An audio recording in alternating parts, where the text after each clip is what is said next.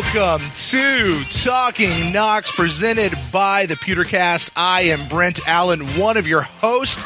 This is a Hard Knocks Aftershow. We just finished watching Hard Knocks Episode 3 on HBO. I've got my co-host here with me today, Ren Daxt. Ren, how are you doing, my friend?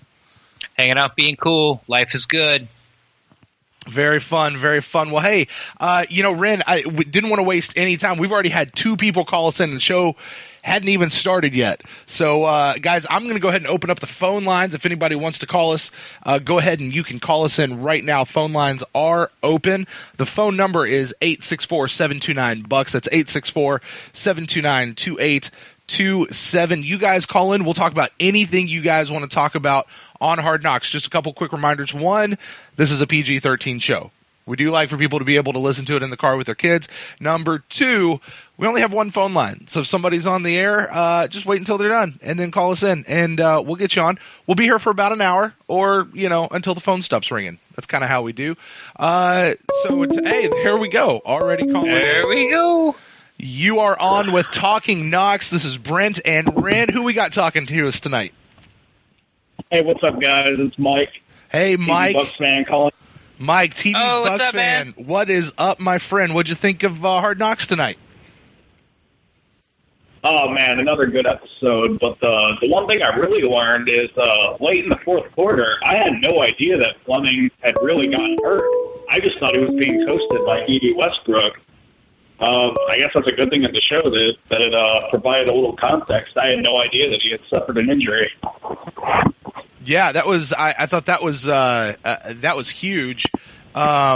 Seeing the type of injury that he sustained, because all I knew is in the fourth quarter, the lead that we seem to have was kind of starting to diminish, and you're going, crap, what's going on with these guys? But glad to know it wasn't just people were getting smoked, but really sad to know that it was that it was due to an injury. So now, Mike, what did you think? Because I had this note. They kind of featured Maurice Fleming as a player throughout the course of this episode, from the very beginning, where he was in the swimming pool to putting in the extra work, all the way through his injury and how he got cut. Which I was sitting there thinking the whole time, I was like, I'm pretty sure Maurice Fleming got cut this week. They waived him injured, but they waive everybody injured, right? So was he really injured? Was he not? What did you feel about watching Maurice, kind of throughout the episode and then seeing the kind of injury he had, and then not only that, but the fact that he kept playing, As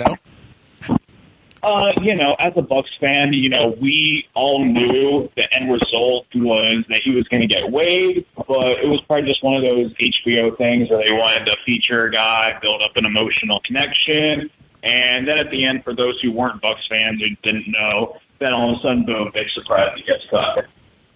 But my biggest takeaway from this episode was when we saw that boneheaded throw by Winston. Yeah, everyone thought that cut was going to be just fuming, and it more just seemed like it seemed more like disappointment than genuine anger when it happened. Well, to be fair, let's start with the Maurice Fleming thing. For me, he was getting toasted by Westbrook, but at least now he has an excuse. He was only on one leg. Mm-hmm. I thought Dirk started out pretty fuming. I mean, you can't get much more fuming than that. But he pulled it around to, I thought, which was a really good spot, was, basically he pulled it around to disappointment. And, telling Jameis, you're better than that. You're better than that. You're having a great game. Why are you doing some stupid? It's guaranteed points. Full circle all the way back to that first conversation they had, right at the beginning of episode 1. You're not Tom Brady. You're Aaron Rodgers. But you can't do too much. And Jameis is like, what's too much? Well, there you go. That's too much. So, it was nice to see Dirk sort of start off as, the evil stepdad.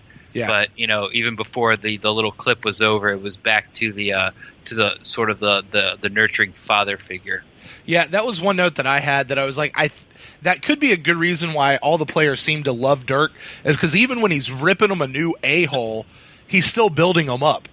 You know, like, because he was sitting there going, "You're so much better than this. You did all of these great things. Look at this." And then you go do something as stupid and jackhole as that. But what the heck are you doing? You're like, you know, he's tearing into him, but he's also building him up, telling him how good he is, and how much better than that he is. You know, I want to play for a guy like that. I will. Oh, absolutely. Yeah. This might be just wishful thinking, but I really think that Cutter will be around for a long time, and Yeah. I just look forward to seeing how their relationship is going to progress over the years up to come.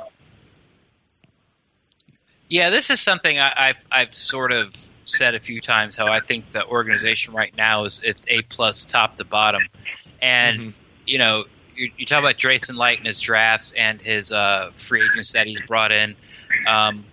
And he's had misses, and that's what's so encouraging is that he hasn't gone on this mammoth hot streak where, oh my God, what's going to happen when he misses on a couple of things?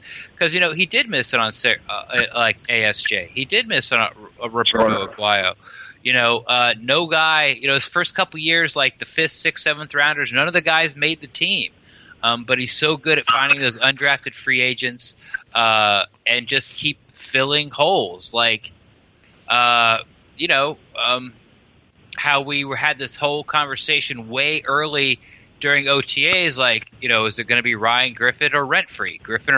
Right. And then they brought in Fitzpatrick, and you're like, okay, well, it's his job. And then you sort of see, well, maybe it's not. And then Griffin goes down.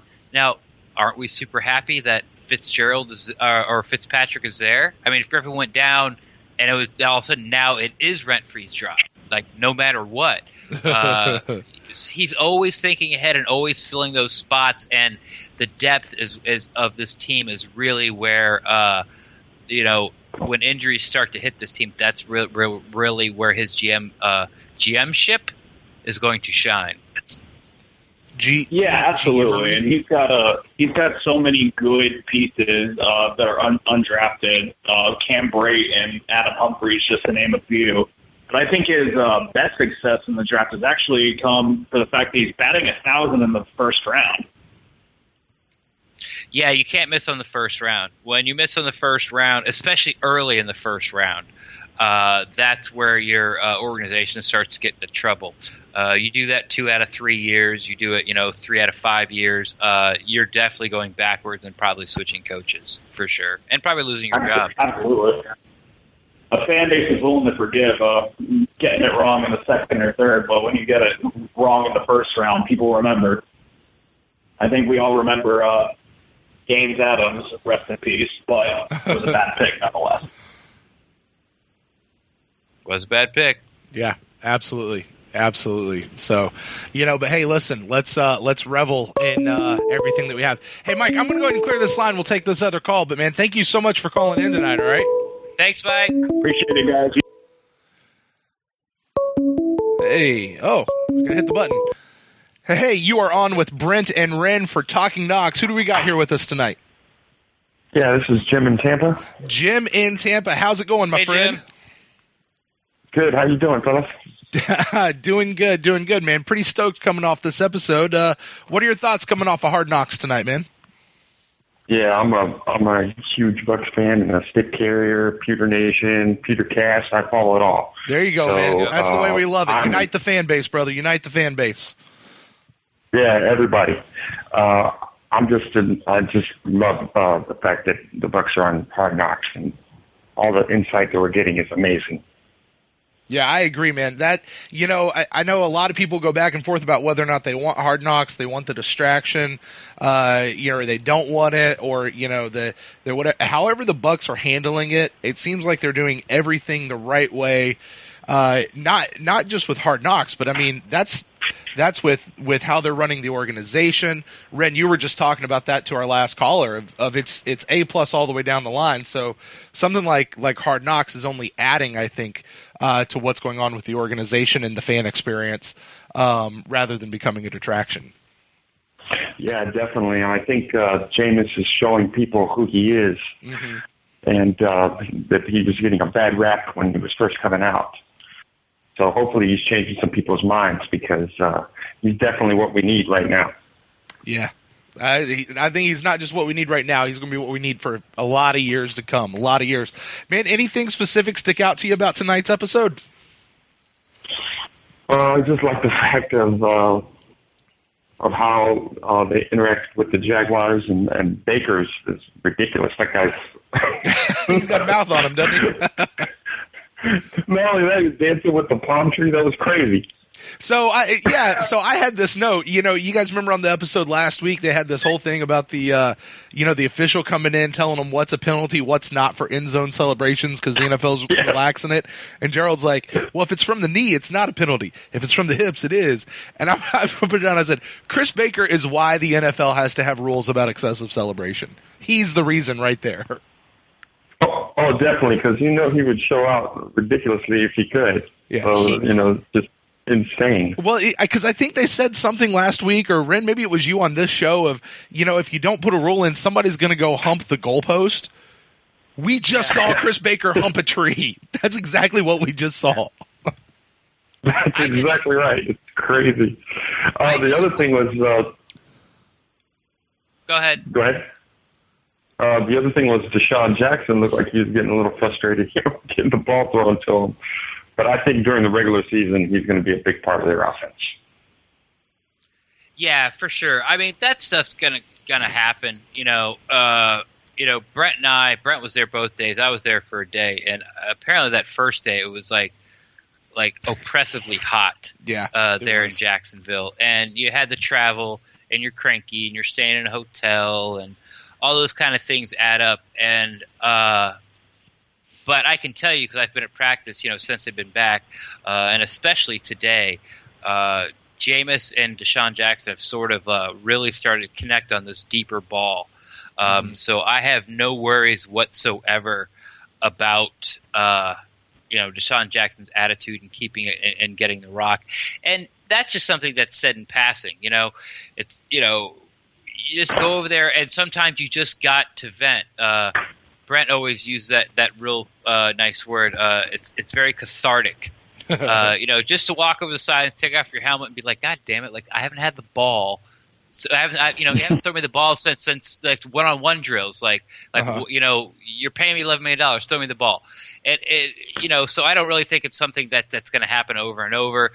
He's sort of got a little reputation as a diva. I think it's more of just like a swag. That's just kind of like the way he carries himself. And I don't think it's going to be a problem whatsoever. Yeah, I don't think it's going to be a problem either. I don't see him causing any problems. All wide receivers want the ball. I mean, there's not one out there, I don't think, that doesn't want the ball thrown to him almost every play they're open. So the other thing that was cool was the coaches meeting, like Rex Ryan and John Gruden meeting with Jameis, talking about how they wish they had him as their quarterback. Yeah. Go ahead, Ren, take it. I even heard that on like the broadcast. I said something after the first Hard Knocks was like, who's coaching this team? Like John Gruden or Dirk Cutter? Because for like that first half hour, like it was like 15 minutes of John Gruden, and he's like talking to this person, talking to that person. It really seemed like he was the head coach. And then in the Jacksonville game, he just sort of had this, in passing, he's like, man, he'd sure be fun to. Jameis sure would be fun to coach. And back in my mind, I'm like, is he pitching the Glazers like on national TV, like to come back and coach? I'm like, what's going on? So Jameis has that effect on everybody. When he first came here, I thought, there's no way he's like this all the time. I understand the hype guy, I understand the rah-rah, but, that's just how he is. And you saw it again tonight, when Cepho, like Lufau, was like, look, I understand this isn't that important to you. And he shut him down right away, and it's a scrimmage. I loved that moment. And he's like, no, we compete. And like, we're here to win. And immediately, Lufau's like the backpedaling, like, okay, my bad. Yeah, you're right. Okay. Yeah, and I mean, Ren, to jump on that, I mean, the moment right before that they showed was Jameis talking to Peyton Barber coming off of something. And, right. Jameis was trying to hype him up and say, look me in my eye, I was trying to say something to him. And Peyton was kind of brushing him off, right? Like, okay, I got it. And he's like, no, we got to win. I wrote it down. He said, we got to win. I'm not going to take it easy on anybody. And then that's when it cut to that Cepho clip. Man, that's a phenomenal thing to have swirling around our locker room, and around our team. And that's the kind of stuff that's an expectation to win. That's the stuff that is changing, has changed the culture around here, around Tampa. And man, it's just so good to see that it is permeating everything. You can sense it, you can feel it, and now we've got video evidence on HBO. Yeah. What was also crazy was seeing him work out and seeing how much hard work and stuff like that he's putting into it. Yeah. So that he's walking the walk. Yeah. Because he's leading by example. He's just not telling people, what to do. He's out there actually doing it. So yeah, that's the main thing about leaders. They also have to do it.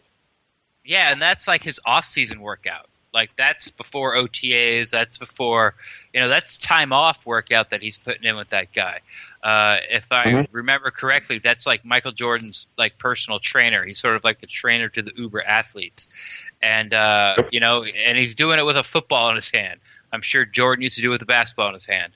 But yeah, you could just tell like every ounce of clothing he was wearing was sopping wet, like every take, every cut. And that's his downtime. That's what he's doing on his downtime. I also think, even though we didn't see a lot of them last week and haven't heard from too much recently in training camp, but I think Chris Godwin is going to be a big, huge weapon for us too, especially when, Mike Evans or Deshaun Jackson both need, some rest or a blow or something. Throw that guy out there and, he can make plays just like everybody else. Yeah, I've said a bunch of times that Godwin's body control is just better than anybody else on the team. He can sort of box out the cornerback or safety and then get his body in good position to receive the ball. Mm-hmm. And then after he catches it, he can get his body back in position where he can actually land on his feet and then sort of turn up field and get any extra yardage. It seems to be, from what I keep hearing around training camp, from the beat writers and stuff, obviously this isn't from Dirk Cutter, but everyone sort of has this feeling like they're sort of hiding him. They want to hide him from the league. Like he's going to be this big explosion, not necessarily week one, but no one really understands what we have down here in Godwin as a 3rd/4th wide receiver, and it's really going to take a lot of teams by surprise. Yeah, I was going to say, I think so too. That's exactly what it feels like to me from a spectator standpoint. Is we've seen Godwin in camp, we've seen him out there, we've seen the flashes of it, we've all heard about it, but it's this like quiet thing that nobody's really talking about. Yeah, I think I think this season's going to be special. I just feel it. It has a really great vibe to it, and I can't wait to get started, because I really think that not only they're going to make the playoffs, but I think they're going to go far. They might even, we'll see. NFC Championship, maybe Super Bowl, depending. Yeah, absolutely. If things fall our way and we don't get a lot of injuries. Absolutely, Mike. That is exactly, I think, the hope and the feel that everybody has around Bucs. And I mean, even Gruden was talking about it. He's like, I live in Tampa, and man, everybody down there is excited about it. So, hey man, listen, I'm gonna go ahead and clear this line. We'll let the next caller call in, but thank you for calling in. That's a great observation. All right, thanks a lot, man. Thanks. Hey, call us back again on another show. All right. All right. Phone line is clear. Man, that's a fun thought. All the fun things that we are excited for in Tampa as Tampa Bay fans, and not just people in Tampa. I got Atlanta Bucs fan Dan in the chat room. We got Craig in Vegas in the chat room. A couple other people. Bucs fans all around the nation. I'm in Jacksonville. We're all excited. We're all feeling it. It's not just contained to Tampa. And what sort of got this hype going, or at least, through the off season and the draft and now training camp, it's like everything sort of turned up roses for the Bucs. Mm-hmm. Uh-oh. I think we lost Ren. He must have dropped his microphone. He's saying everything's turning up roses for the Bucs. Hey, I'm going to take this opportunity while Ren's getting his mic fixed to give a shout-out to everybody in the chat room joining us at mixler.com/thepewtercast. You guys can join us there for all of our Talking Knocks episodes. That's this show right here following each episode of Hard Knocks. This is also the same platform we use for our Instant Cast show, where we'll be doing this very same thing after all the games this season. So you guys can join us there. Typically we'll be on about 9 o'clock or so Sunday night. If there's a really late game, that might get pushed, so just stick with us. But typically 9 o'clock Sunday nights, we're going to do an instant cast, immediate reactions right after the game. Ren, are you back with us? Yeah, I'm back. Sorry about that. That's all right. You were saying... That is literally the third time I've kicked out my mic already tonight. Ooh. Like the first two times you didn't know. I'm in a new room where I'm recording because it's not so echoey, and it's a little bigger, so I can walk away from the laptop a little further. In the other room, I could walk all the way to one side, and it wouldn't it still had slack on the cord. Apparently, this is the third time I've walked away from it and actually pulled the cord on the laptop. But what I was saying was everything's turning up roses, and that's why everyone's so high. There was a move of Allie to center. That's worked out. We were worried about Jameis taking the next step. Well, he started fast the first two preseason games. That seemed to have worked out. We were talking about we had to get stouter against the run. Everybody's worried about it after the Cincinnati game. Jacksonville, they were leading they had over 200 yards against New England week 1. We shut them down week 2. I mean, shut them down week 2. It's just everything that seems that, fans sort of have, I'm worried about this. It seems that Jason Light and Dirk Cutter, either Jason Light has the answer through personnel, or Dirk Cutter has the answer, and I guess you have to include Mike Smith in this, has the answer through coaching. And it's just a very well-rounded team. There's nothing really that's gone bad for the Bucs this offseason, like no major devastating injury. Yeah, Jock Smith went down, but he's supposed to be back soon. Like, we haven't lost like a middle linebacker. We haven't lost our quarterback. We haven't lost a running back. Like, we haven't lost anybody, and everything that they set out to do before, after the Carolina game has happened, Right. So I would like to take this moment to tell everyone who is listening to us, who is under the sound of our voice, whether you're live with us in Mixler or you're listening later on the podcast, find whatever piece of wood is closest to you, or whatever voodoo doll or whatever good luck charm bunny rabbit you can find, and start knocking or rubbing on that thing that we stay healthy. Ren, you're speaking it, man.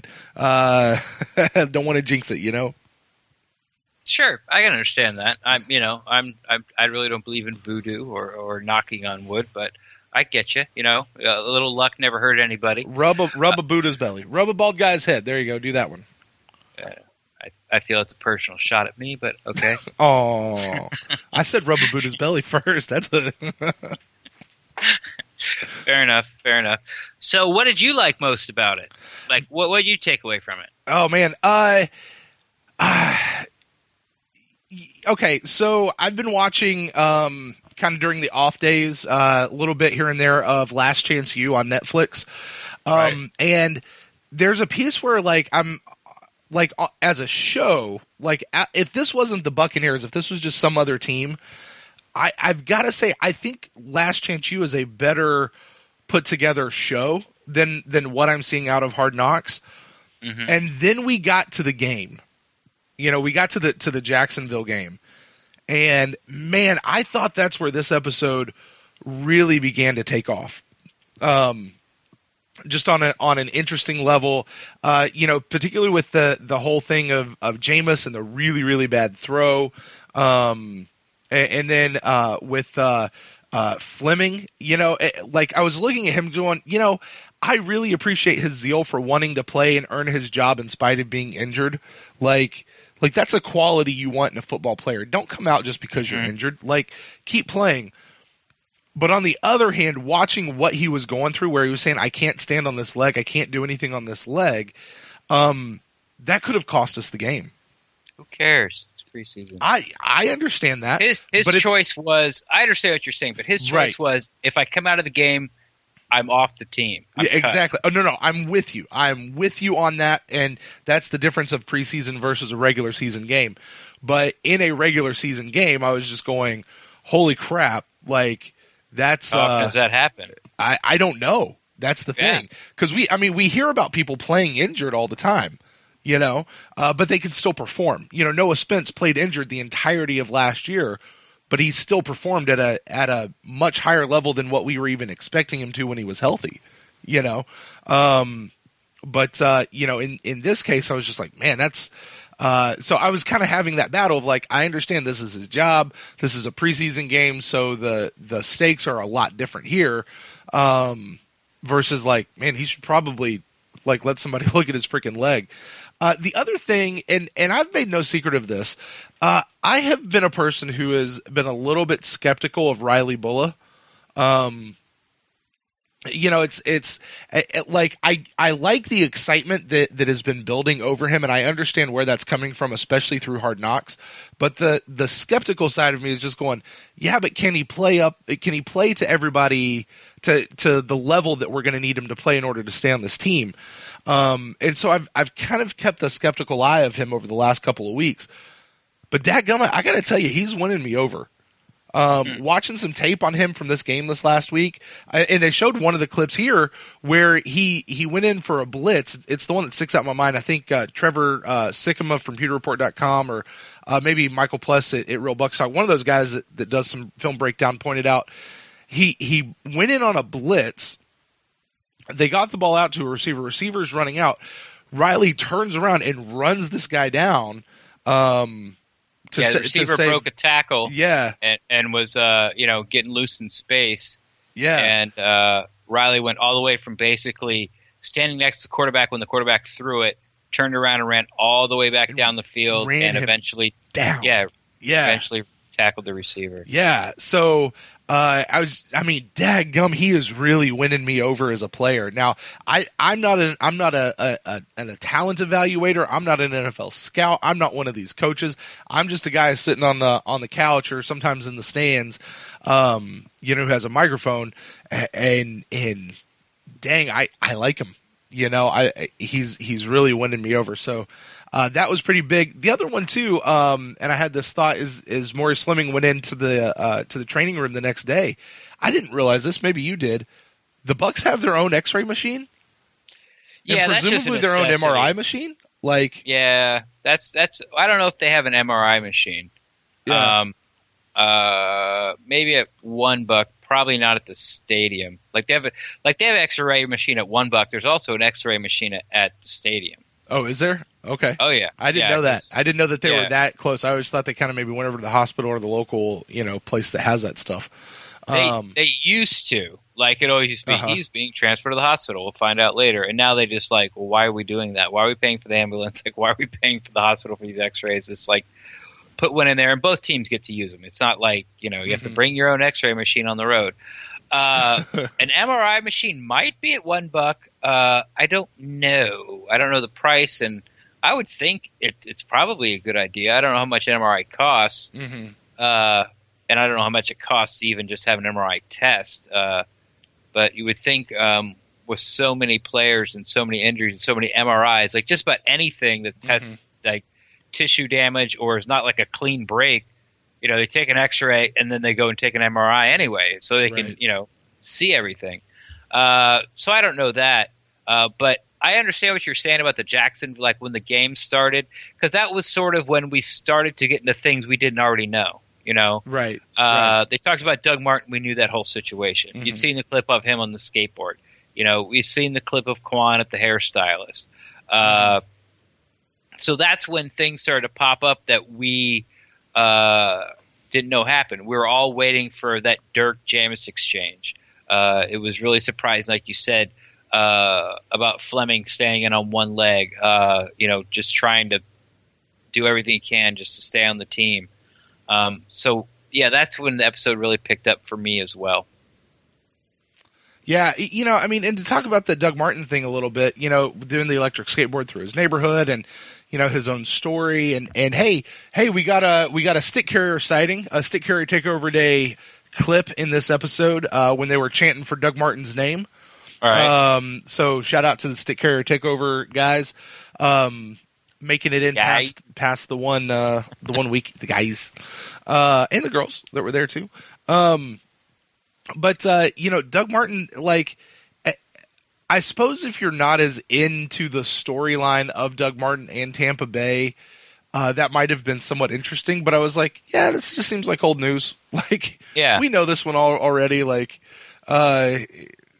so yeah, I mean, yeah, Doug Martin's going to be sitting out. I thought it was interesting to even see Coach Cutter in his office talking to, was it another coach? I don't think it was a media guy, asking him about the whole situation with Doug Martin, and even inside his room or inside his office, knowing that the Hard Knocks cameras were rolling, he's saying, yeah, we really don't know what's going to happen when he comes back. Like, that is the storyline that they are going with, and they're not dropping from that. Of he's going to come in, he's going to participate in camp, he's going to participate through the preseason, and when he goes away, and then when he comes back, we'll evaluate it then, and we'll see what's going on, and we're not going to get ahead of ourselves. So I thought that was real interesting that that's staying pretty consistent. Yeah, they're not committing, and I actually made a bet with Steve Itzbitz tonight from Joe Bucs fan. He's very heavy on the, I think Doug Martin's not going to be around this year, and I'm very heavy on I think Doug Martin is going to be around this year. So we made a bet tonight for $20, and if Doug Martin, the only caveat is that the top 4 backs can't get injured. So Quiz, Sims, McNichols, and Barber all have to be healthy. Yeah. There we go. All have to be healthy. Yeah, there we go. All right, you are on with Brent and Ren for Talking Knocks. Who do we got here with us tonight? It's Sin City in the house. What's up, guys? Sin City. Craig in Vegas. What's going on, buddy? What's up, buddy? Not too much. What's going on, guys? Hey, you know what I like the most, I think, so far with Hard Knocks is the portrayal of GMAC, giving him more, it's obviously in his role as a D tackle, hard to, it's not the most glamorous position, but they're really featuring him a lot. Obviously, you saw the first one with his family. It was kind of cool to see him get the food trucks, as a captain, to really treat the team as well too. So, I like the way that they're really making him look like a leader on this team as well. I know it's just Jameis's team, but the way they're working GMAC in as well too, it's kind of fun to see. And Quana and Levante kind of in the back a little bit, but it's nice to show like, hey, they're really focusing on a veteran like GMAC and getting him a lot of press as well too. I was thinking about that a little bit. I didn't have it as a note, but on as far as like a leadership level, you just said it. This is Jameis's team, and we're seeing Jameis in that leadership role. But we're seeing GMAC. It seems like we're finally seeing GMAC in a position, in a light that he is most natural in. In leadership circles, we call it leading from the second chair. Like, he's not that number one guy. He's not that face of the franchise, so to speak. But he is definitely still there. He is definitely a presence. He is definitely on the team. But to see him like where he's cutting up with people and he's joking around, all of these things which just seem to be more naturally him, leaving the hype work and the I don't know, I guess maybe the more heavy stuff for Jameis. It seems to be working. It just seems to me that we're seeing Gerald McCoy in his element more naturally, I think really for the first time than what I've ever noticed as a Buccaneer fan. Yeah, and I also like to, I think, now there's always been rumors out there he hasn't been a good locker room guy, a Swaggy or Baker, but it seems like maybe Baker is bringing that out of GMAC a little bit. You saw the funny, the hot dog, is put the hot dog on the sideline. That was some funny stuff as well too. It seems like maybe Baker's helping him out, maybe come out of his shell a little bit as well too. Might be, yeah. Yeah, I think obviously having another talented D tackle, it's got to make him lick his chops for the season as well too. I mean, and you have a true rotation. There are guys that can really free him up as well too. I mean, he's going to get double, but he's still going to get more space out there as well too. So I think maybe Baker's helped as well too. But I'll tell you what, it'll be interesting this week if Folk mixes a couple kicks. I think Coach is going to, just blow a gasket. And you know what? We may see in that last episode there may be 6 kickers in there. all kicking, for a job that last week as well too, because you could just see it, like it's just driving him nuts, and you could see it on the players' faces too. So did he make it? Did he not? What do you mean he didn't make it? The kick was low, and this and that. Oh, he's got this. Oh no. And then when folks start missing, you could see it wear on the players a little bit, because they know they've got everything they need to have a winning team and be a playoff team. Mm-hmm. And how many games come down to one possession or less? Kicks can cost you the game. And listen, they say, kicks in the first and second quarter can cost you just as much as the fourth quarter, because if you you only have 5 or 6, you could be up 9 or 10. That makes a huge difference at the game as well too. And then you're also chasing that extra play as well too, with the 2-point conversion play as well too. So that's going to be a interesting battle still to this camp. But I just overall I love watching it. Obviously, being out west and getting that extra Bucs coverage every week helps as well too. But I just see the comfort level with GMAC. I could see this being his 10, 12, 14 sack season. Really get on the map this season, because he looks dominant, and you could see it in his face. He's just more relaxed. Man, that'd be phenomenal. Hey, Ren, you've been at camp this week. I know camp doesn't really count. It only counts when we turn the lights on. But how's Folk looked in camp this week? He's been fine. Actually, today he went 4 for 4 in the skinny post, from 32 to all the way up to 52. Mm-hmm. So he nailed them all. But there could be that. I'm not ruling anything out. There could be. I believe the 53-man roster has to be set like somewhere like day 2 or day 3 after that 4th preseason game. Mm-hmm. So there's probably going to be close to about 32 kickers are going to be cut. So they have their list, and even if Folk goes through the rest of training camp and the preseason games and doesn't miss a kick or an extra point, that doesn't mean that they might not bring anybody in on Mondays. Like Mondays around the league is sort of is it Monday or Tuesdays? I think it's Monday. Maybe it's Tuesday. Yeah. It's like the tryout day. It's those people that keep getting flown in to try out all the time to either make the practice squad, replace somebody in the practice squad, or get on the 53-man roster type of deal. There's a certain day that sort of all the NFL teams do that. There's every week about 2 or 3 players show up, and you only really hear about it if somebody gets signed. But that's how they sign them. They come, they bring them in, they try them out. Mm-hmm. I can see that happening a lot. As far as GMAC goes, I think Craig's sort of onto something. Him and this Baker thing. It may be just the extra coverage, or it may be that I'm around training camp a lot. But it just seems that he's more comfortable at being him. Mm-hmm. Having somebody as goofy as him playing right next to him sort of gives him the cachet or the leeway to be who he really is, and maybe he's just comfortable enough in his own skin now where he's not trying to chase like the Leroy Selman ghost or the Warren Sapp ghost, and Mm-hmm. he's just being him. So I think it's a good point as well with Chris Baker. Yeah, I want to chime in a little bit with this Nick Folk thing. I'm going to give a famous line, like Allen Iverson said. We're talking about practice, right?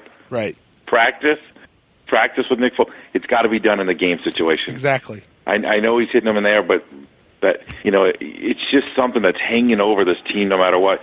But could you see them trading a 5th, a 6th, if someone says, "Hey, maybe on a bad team, a good kicker's available"?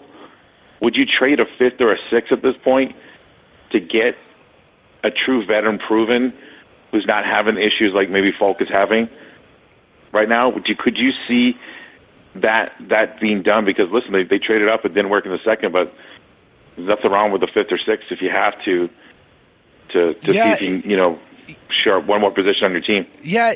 I mean, I think if it's the right guy, I think I read earlier today that Nick Folk is, his number for his career is about 87%.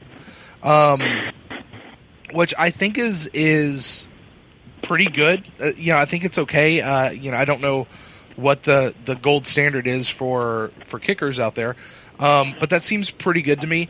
I did ask somebody who tends to have a beat on what's going on around the league earlier this week.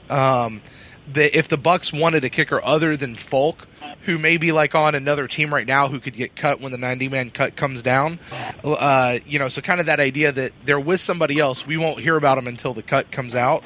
And the names he threw back to me were Graham Gano, Randy Bullock, Cody Parkey, Cammy Fairbarn, and Travis Coons.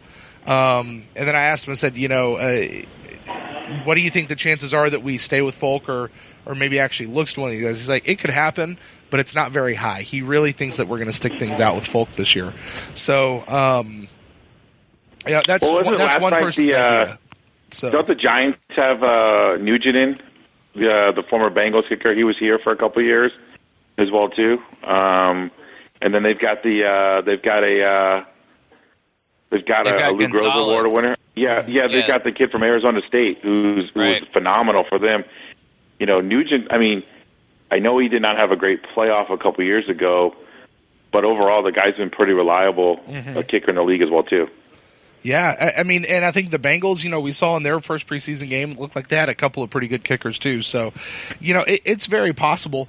But I'm also reminded, was it Light and Cutter that were kind of talking about this on Hard Knocks last week, where they were saying, even if Folk goes out and misses a few, they still have confidence that when he gets to the game, he's going to do what he needs to do. Versus Aguayo could go in and have a perfect practice. They're still not confident in him that he was going to actually make it, during the game. So even though this past week wasn't great for Folk, like, you kind of wonder if that still holds true. I was kind of hoping that they'd show maybe Light and Cutter talking something a little bit about that, about those two misses. But they didn't. There was a few things that I was hoping they would show this week that they didn't show at all. But, like I said, just is what it is. But it could happen. Yeah, and also too, and it's funny you brought up Aguayo as well. I happened to watch that Bears-Cardinals game this Saturday, and I saw that first kick, and it was bad. It was it was as bad as what I hook it off the tee box on hole one. Yeah, you're talking about Aguayo's first kick in Chicago, right? Yeah. Yeah. But if you notice his extra point he made, they made him kick from the middle, not from one of the hash marks where he was missing a lot. Yes, and it's just like, what? What's funny is that you saw teams try to line up kicks down the middle. They try to center the ball for the kicker to win a game or whatever at the end. Why these guys don't kick the extra point from the middle is driving me nuts. Because more than likely the ball's going to go straight. Well, if you're on the right hash and you don't draw it in, well, guess what? If it goes straight, you're going to hit the upright. Right. But if I line up in the middle and I'm more likely going to kick the ball straight, I've got a better chance. If it sways either way, I've still got a good chance as well too. I don't know if that's the special teams coach can make that call, whatever. But I noticed when Aguayo did kick from the middle, he boomed the ball right down the middle with his extra point as well too. And I just don't know if that's something the Bucs really got on him about as well too, or if they're going to tell Folk to say, listen, just line up in the middle and kick it as hard as you can. And so stop trying to draw it in, or you're not playing golf. You're playing football. Line it up in the middle and kick it. Yeah, I've never seen anyone hit a, upright as many times as Aguayo has in the past few years, and he would hit it like straight on, dead on. And guess where that hash is? Like wherever, if you line up on the right hash, it is perfectly in line with the goalpost, and he would bang it like it usually like shoots off to the left or maybe banks in, but every time it seemed like it would fire right back on the field. He hit it totally flush every time. And I've been saying that to myself, but I don't know anything about kicking, so I never really said anything out loud. It's like, just kick it from the middle. Like, just kick it from the middle. You would make all your kicks. I know that there's a few kicking consultants out there. A few teams actually have them. They don't have kicking coaches. They're consultants that come in, like during training camp or maybe they want to bring them in for a brush-up type of thing. I think it's something that's ridiculous in the NFL when people keep harping on this point about, you can win 2 or 3 games or lose 2 or 3 games based on, field goal kicking. And teams don't employ a kicking coach. There's quarterback coaches, there's all kinds of coaches, but the kickers are just left to their own means and, do whatever you do, make your kicks, and like they don't even want to bother with it. Like your job is to make your kicks, make your kicks. I'm not going to coach you, teach you how. Pretty much as I don't know how, but either make the kick or get off the team, and that sort of seems to be the mentality in NFL. But when you invest a second round pick in somebody, I think you should also invest a little more into either make it or you're gone type of mentality. Do they need a coach or they need a caddy? It's almost like it's for mental reinforcement. That's what you need more so, it seems like, than they need a coach versus a caddy, it seems like. Because it's all mental. These guys know how to kick the ball. They've been kicking it, since they were 5 years old playing soccer, I'm sure. These guys can all kick it. You'd think so, but that's what the holder's for. Like, the holder's there for that last little, all right, buddy, we got this type of deal. But, when your swing goes, your swing goes. Like, you need you need somebody there to sort of like fix it for you. They have it in golf. I mean, how many people tried to teach Shaq how to shoot a free throw? I mean, he's been shooting a basketball his whole life, but he can't make a 10-footer. So I understand what you're saying. I find it ridiculous that there's actually somebody they don't pay somebody $150,000 just to watch the guy kick, for a year and give somebody a nice little life. So either way, I don't know. I just find it shocking that there's actually not like kicking coaches in the NFL. I just thought the Stein last year, when Aguayo was making notes on the divots in the field last year, I said, this isn't going to end well. You could just see it. I've never heard of a kicker making notes on divots with a yardage book out there trying to judge things as well, too. So, but, it is what it is. But enjoy the podcast, guys. Can't wait for Saturday night. I can't watch the game, but I'll be listening, and I'll chime in to hear your guys' notes about the game as well, too, because you'll have the eyes on it. Yeah, should be a fun one. I can't wait. I'm going to be there. It'll be my first Bucs home game that I've been to in a long time, so I'm super stoked personally. So, all right, Craig, we'll see you later. All right, buddy. Brent, get out to Arizona or Green Bay. I'll see you there. Hey, I'll do it. We got to get the plane tickets settled then. All right, man. We'll do it. Thanks, man. See you. All right. See you, Craig. Very fun. So yeah, that's all that's stuff about Folk and GMAC, man. That's good stuff. What were we talking about, Martin? I think right before Craig called in. Oh, I don't think so. No, I don't remember what we were talking about. I don't remember what we were talking about. But yeah, I mean, the thing about GMAC, I understand his point. The thing about Folk, I would not be surprised if he's not our kicker by the end of the year. Mm-hmm. I would not be surprised at all. I don't think. Now, I really don't know. Right, like immediately when he was talking about like using a 6th or a 7th round pick to trade to get a kicker. So maybe it's like a team that's out of it, or a team that is having a fire sale. Like Buffalo seems to be having a fire sale. Right. The Jets have been having a fire sale. For a while. Cleveland sort of had a fire sale. Early on when they started collecting draft picks for this year's draft. I don't know. My first gut instinct seems that sort of Jason Light is done spending draft picks on kickers. From what just happened, twice shy, once bitten type of deal. Mm-hmm. So I don't know. I guess I could see it, but right now I sort of lean away from. He took a shot. He did his research. He thought he could show up to position for 10, 15 plus years. He took a shot.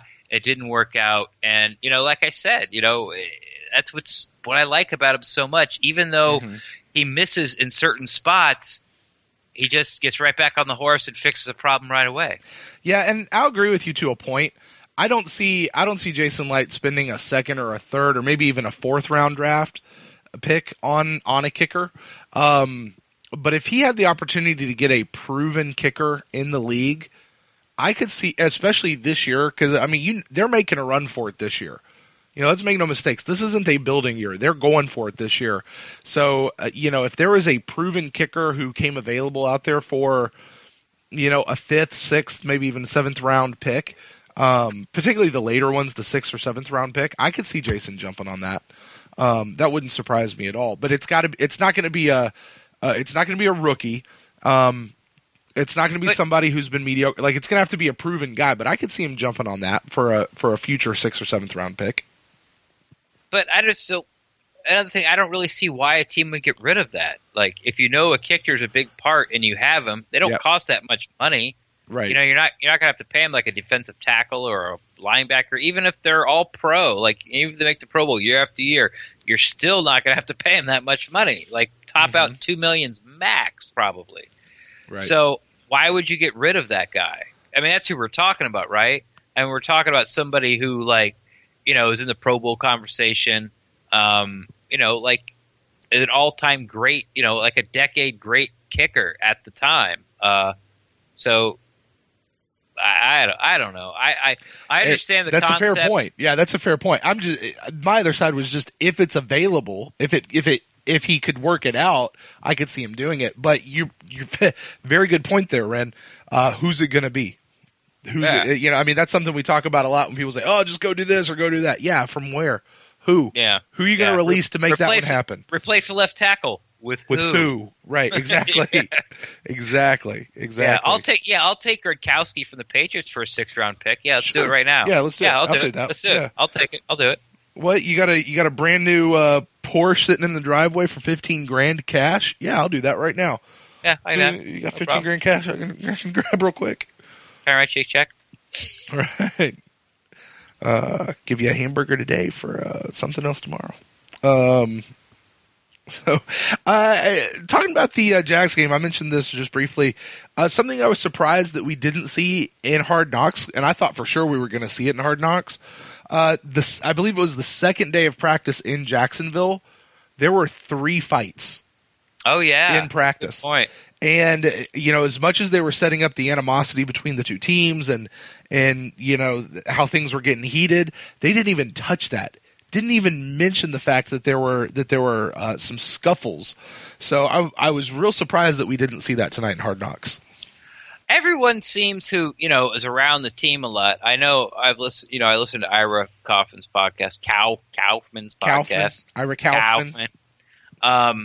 And, you know, they've sort of been back and forth about that subject, too. Like, are we going to see the fights in Hard Knocks? But they keep saying things like the you know, NFL Films film this. It is Hard Knocks. It is on HBO. But the people that film it are NFL Films. Right. And they do not ever put a athlete in a disparaging light or the game in a disparaging light. Protect the shield. Mm-hmm. You know, the NFL shield. Right. Which was also kind of surprising that they actually talked about Doug Martin's suspension. Mm-hmm. They didn't go too deep into it. It's kind of said what it was and sort of quickly shifted it to his, you know, redemption story. But a lot of people were saying that that's probably not going to be on there because that's something they don't want to promote. Protect the shield, you know, mm-hmm. Drug problems with players, fights with players. You know, you're definitely not going to see CTE concussion talk on Hard Knocks at all. So, what I heard people, even Casey and Scott talked about it today on NFL Insider. They sort of did like what they want to see, and that was something Casey talked about because she kind of wanted to hear the trash talking back and forth that led up to the fight. Because mm-hmm. usually when you see a fight, you just start seeing people, you know, in a group move faster than everybody else, and it catches your eye. Right. But rarely do you get to see it start from its impetus. You get to see it from the beginning, like the whole thing boil over. Mm-hmm. And she was sort of looking forward to that, and they both said, "Well, I'm not really sure they're going to show that." And that's sort of the thinking of NFL Films, like protecting the shield. So I was sort of 50-50 on it. Honestly, I was sort of leaning towards they would show it, but if they didn't, I'm not. I wasn't surprised. There you go. Well, should or shouldn't have. I guess this is the sadist part of me. I kind of wanted to see it.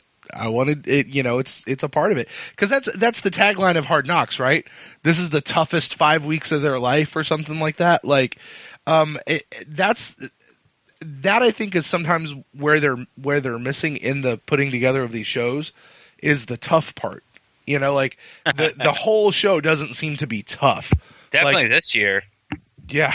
So I mean, we're not Hard Knocks, you know, followers or watchers by any stretch of the imagination. You know, I think I had one under my belt and you had 0. So, but it seems I've heard that sort of like that narrative as well, that this is more of a definitely more loose, more fun, sort of get to know you type of Hard Knocks more than, you're cut, you stink, you're injured, your legs broke, can't fight. Like, sort of like the real raw.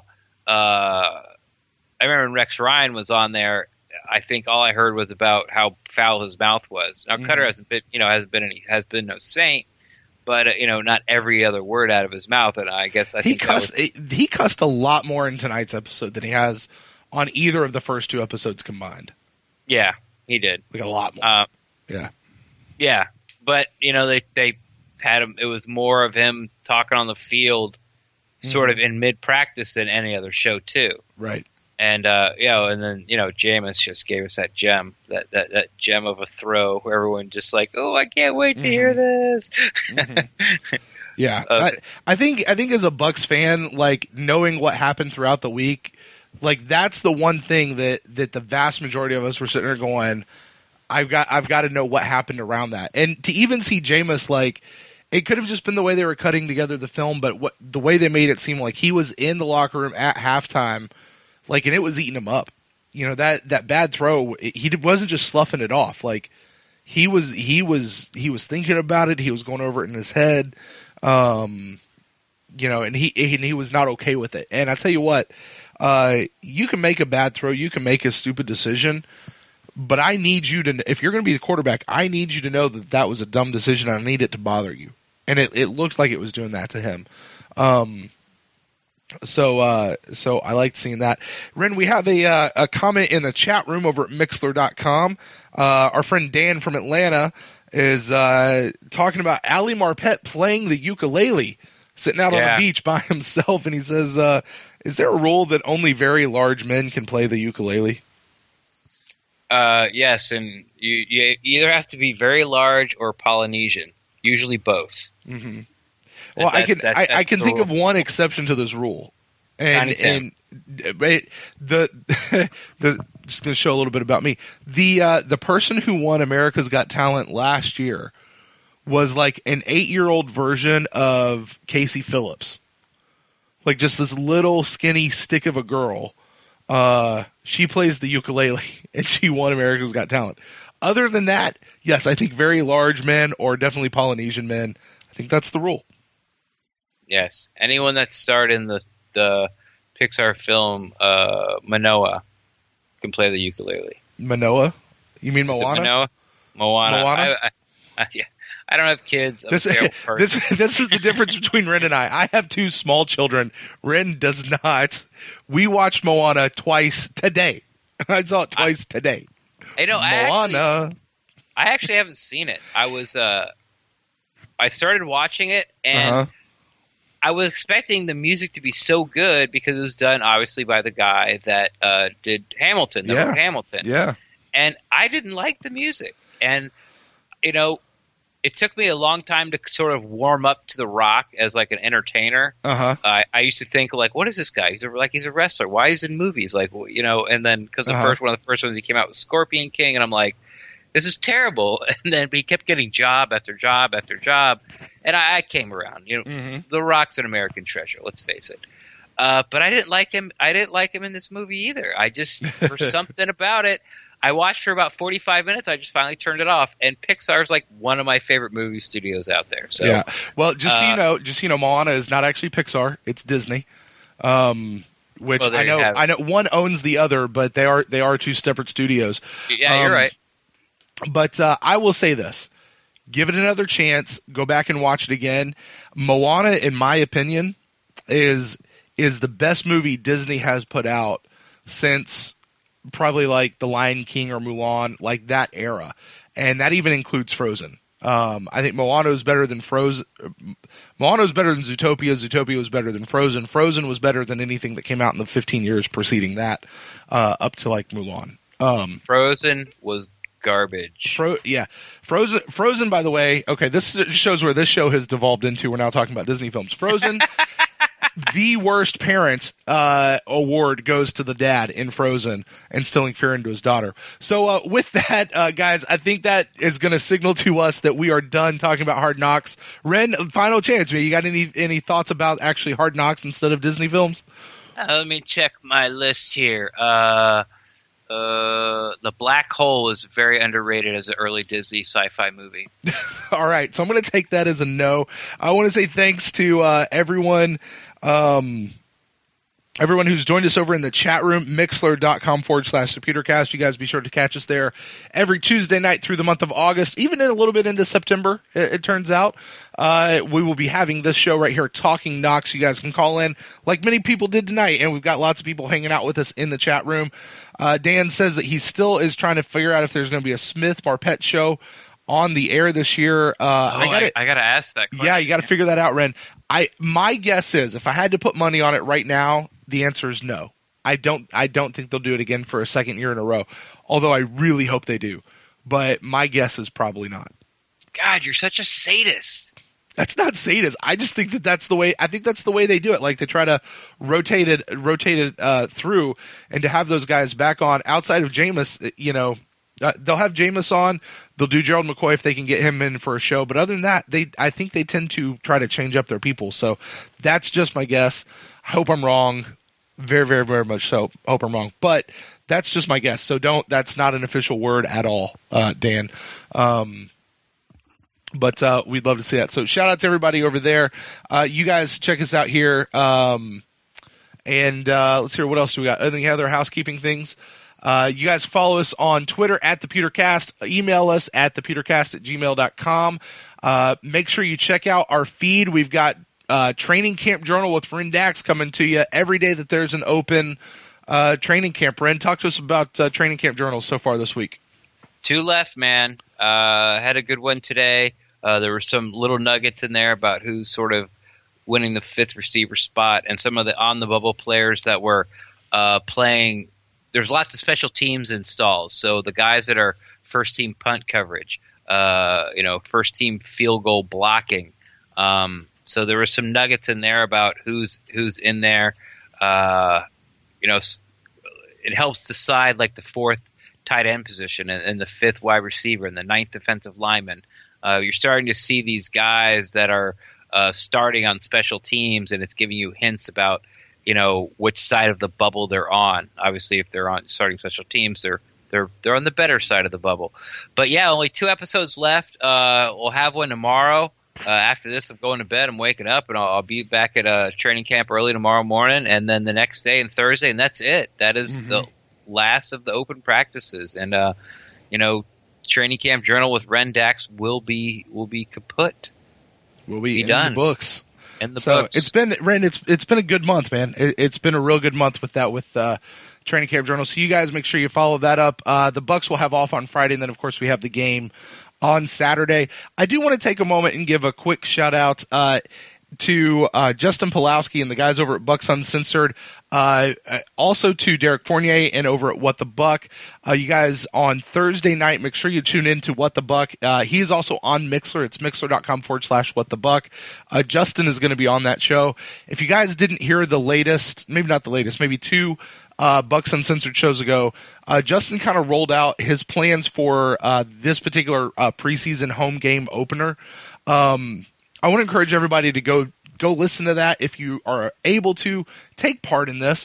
This is not about a particular podcast or a particular fan group or anything like that. This is about the Bucs fans uniting as one. That's going to be a little bit about what they're talking about on What the Buck tomorrow. So you guys definitely make sure you check that out. Check out Justin's podcast with Bucs Uncensored for kind of the plan, the vision of what they've got thinking there. Make sure you listen to Derek's What the Buck tomorrow. Nope, it'd be tomorrow by the time you guys hear this. So you guys make sure you do that. I will be taking part of it as much as I can, but I've got some other duties that I'll have to be taking care of as well. So I think that's going to wrap everything up, Ren. It's been a good episode. Been a good episode of Hard Knocks. Real quick, thoughts on what we might see next week? 2 things before that. One, yeah. I was talking about Doug Martin earlier before Craig called. I had that bet with Steve Isbitz.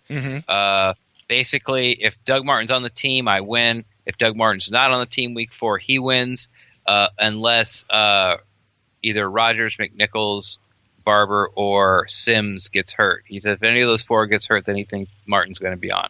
Sure. Besides that, he doesn't think that Martin's going to be back week 4.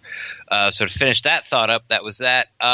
And also, they're having one of the original 9 on What the Buck as well. That's right. Yeah. Yes. Yeah. So the Buckaholics are going to be on one of the original 9. I'm not real familiar with all those. The only guy I really know is the one we had. Jay. Jay on the Mothership, the Pewtercast Mothership show.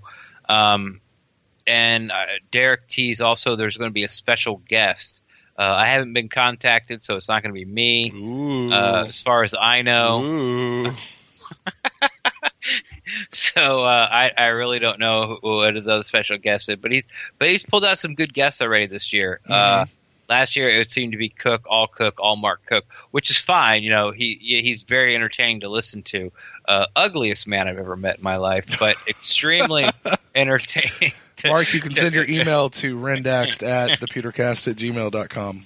He'll just see me at practice tomorrow. Uh-huh. So What the Bucs are doing good, but all those 3 guys are getting together. I'm sort of excited about their special guests tomorrow, Thursday as well. But Rendax Training Camp Diaries tomorrow will drop as well. So I guess we're dropping 2 more in a day since this is after midnight. What do I want to see? What's left? I don't think they're going to really talk. Quan. I don't think they're going to do Quan. Now, 3 episodes in, you think we're ditching Quan? We've only got 2 left, so. I sort of, but they showed him on the field and they showed him in the salon, and it's something sort of like the guys at Joe's Bucs fans, were very polite about it, and I'm going to try to be the same way. Quan is hard to understand, so he's great on the field. He's sort of very low key off the field. He mumbles a little bit. You maybe even stretch that into a lot. And he's hard to understand. So I can see our Hard Knocks not wanting to put him on TV except just for his athletic ability on the field. And they sort of did that tonight with a little montage of him making all those tackles against Jacksonville. So I don't think Quan's going to make it. God, who's left though, huh? One thing Craig talked about that I wanted to bring up was there's only been 3 players that's been on every show: Jameis, Gerald McCoy, and Riley Bulla. Riley seems to be getting less and less screen time every week, but Gerald McCoy and Jameis Winston are definitely the 2 driving the show as far as week to week to week. They're the only 2 guys that have been on every week. I would like to see some Vontae David, maybe some Vernon Hargraves. Yeah. I can get with you on that. Maybe some more rookie stuff, maybe a little Cameron Brate. Maybe the 3 Musketeers come on. The Cameron Brate, Ryan Griffin, Adam Humphries. They're all roommates. We haven't seen any of those guys since Hot Yoga. since a little flashback to Top Gun 1984. The beach volleyball scene, obviously, I'm talking about. So calm down. So. Oh my God. So that's probably what might pop up. More Cutter. The more Cutter Winston, the more Cutter Jason Light, the more like shots I see in those 2 guys' office, the better for me. Yeah, I'm with you on that. We didn't get a ton in the offices this week, so would like to see a little bit more of that. I would like to see more of Quan, but you know what? You make a really good point. He can be hard to understand sometimes, and that may be on a show editing level. That may be something that's just hard for them to do.